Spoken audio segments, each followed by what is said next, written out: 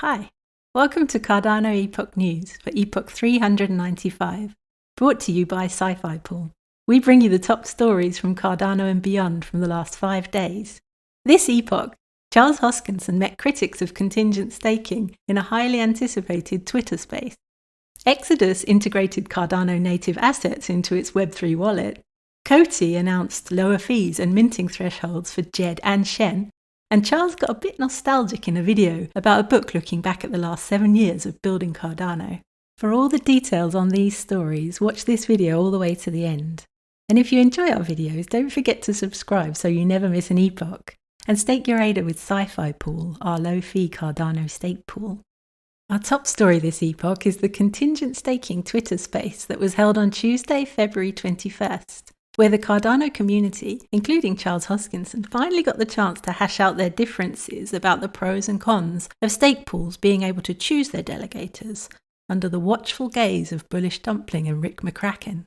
After a lot of heated arguing on Twitter, the space, which was attended by about 1,700 people at its peak, felt like a momentous occasion on Cardano. Would we witness a death match between Charles and Monad Alexander, or a Jerry Springer-style free-for-all? But McCracken and Dumpling made the ground rules very, very clear. Waffling, rambling, shilling, personal attacks will be brutally called out with no mercy. And nobody was immune. Even Charles was politely asked to shut up.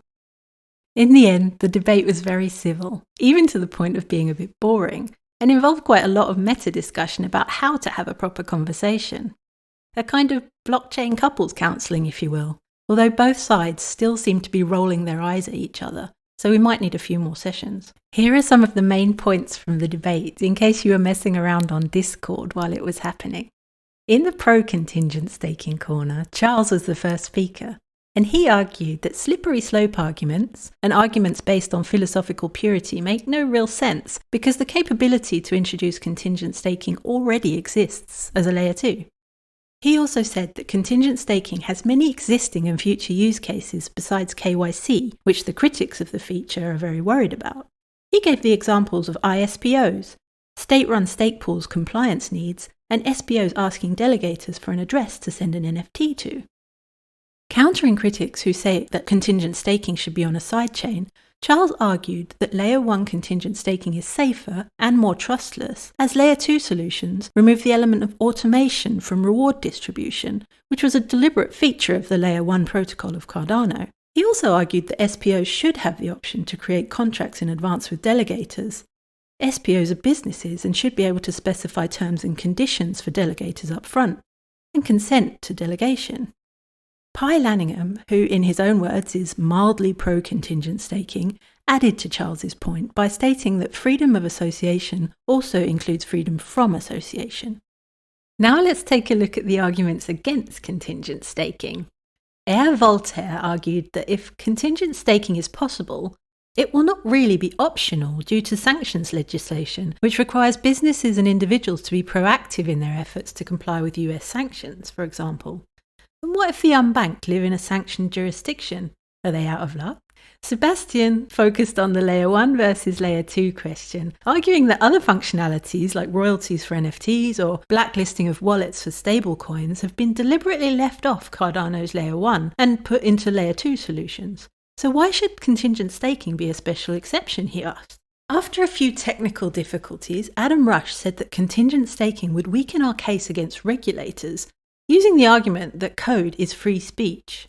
He gave the example of the debate on the legality of cryptography in the 1990s, where Phil Zimmermann published source code in a book so that he could use freedom of speech as a defense as to why it was allowed. Governments have a poor understanding of what crypto is, he said, so we have to be very firm in our conviction that we're collaboratively working and talking to each other about recording transactions. Communicating that clearly is a strong case for our industry, he said, and contingent staking weakens our position. Alexander Monad, who has been a vocal critic of the concept of contingent staking on Twitter, argued that the protocol shouldn't make itself vulnerable to being captured by the legislation of nation-states. He also said that it's not a great leap for SPOs to start censoring transactions that contain non-KYC'd wallets, for example. This was like a red rag to Charles, who called it a straw man argument.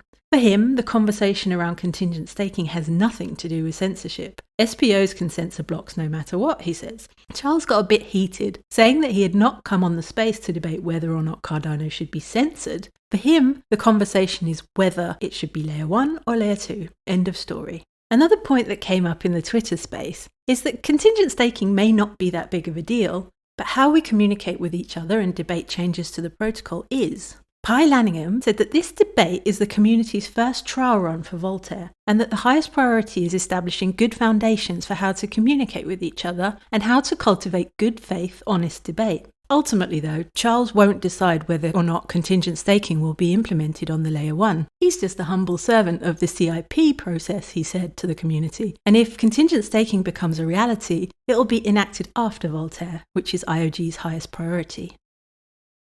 All in all, participants in this space mostly seem to state their position without listening to or addressing what the speakers before them had said, with a few exceptions. This indicates there's a long way to go before the two sides of this controversial topic see eye to eye. Our next story this epoch is that Exodus Wallet has added support for Cardano native assets. The support for Cardano native assets has not been publicly released yet, but you can go to their Twitter and sign up to get an Easter egg code that will allow you to be one of the first to access this feature. The Exodus Web3 wallet features an NFT gallery, contacts list, buying and swapping, and multi-chain DApp access, and supports 260 plus different cryptocurrencies. Husky Token announced on Wednesday that Exodus will also support Husky. Up next, Jed has announced that it will reduce its fees and minimum mint and burn amounts. Jed, the Cardano stablecoin released by Coty and IOG at the end of January, announced this epoch that it would be decreasing its minimum mint amounts and reducing fees. For Jed, the minimum mint amount will be reduced from 5,000 to 1,000 and the burn amount from 1,000 to 200. For Shen, Jed's reserve coin, the minimum mint amount will be decreased from 5,000 to 1,000 and the burn amount from 2,500 to 500. The operational fee has also dropped from 100 ADA to 25 ADA. On its release, the algorithmic stablecoin was criticised for having high fees, high minimum mint amounts, and staking with Wave stake pools, which are one of the largest multi-pool groups in Cardano. However, the team behind Jed said from the outset that this was to bootstrap the liquidity at launch and avoid bottlenecks in minting. They also mentioned that fees may be reduced as they moved into day-to-day operations, which is what we are seeing now with the announced fee and minimum mint amounts. As well as talking about contingent staking, Charles released a YouTube video this epoch called Cardano for the Masses, Voltaire Edition. In this video, Charles talks about the second edition of a book by John Green. Charles calls the book the Bible of Cardano and an onboarding manual for what has gone on. Talking about the book, which is a retrospective of Cardano's origin story, gets Charles in a nostalgic mood. He goes on to say that the last 7 years have not been easy, especially 2022, when years of progress and trust building with legislators and politicians were wiped away in an instant by the antics of Do Kwon and Sam Bankman-Fried. We almost got a seat at the political table, says Charles, until the Luna and FTX scandals destroyed trust and gave legislators a crisis of opportunity to introduce harsher regulation on the crypto industry. Charles reveals in the video that he felt a little bit of hopelessness, but that he dusted himself off in 2023 to embrace new opportunities.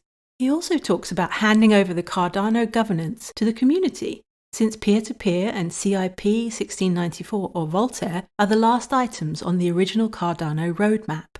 Speaking of Voltaire, Charles also mentions a slightly mysterious Voltaire workshop, which will be happening at his offices in Colorado this week. Voltaire and delegated representatives or DREPs will be pioneer programs like SPOs and Plutus were, he says. It's unclear exactly who or how many community members are attending this workshop or how they managed to get an invite, but they will discuss the formation of the members-based organisation which will form the basis of Voltaire governance. To end this Epoch News Roundup, let's look at some Cardano blockchain data for Epoch 395. This epoch, there were 25.5 billion ADA staked out of around 35.5 billion total supply, or around 71.8%. The MAV, or minimum attack vector, was 21.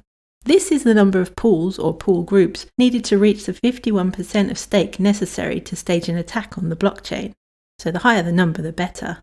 And if we look at the Cardano groups or donuts, which show how much ADA is staked to pool groups rather than single pools, we can see that 23% of staked ADA was staked with single pools, while Binance's 62 pools have about 11% of the staked ADA, and Avengers, which is commonly accepted to be Coinbase pools, has 9.25%.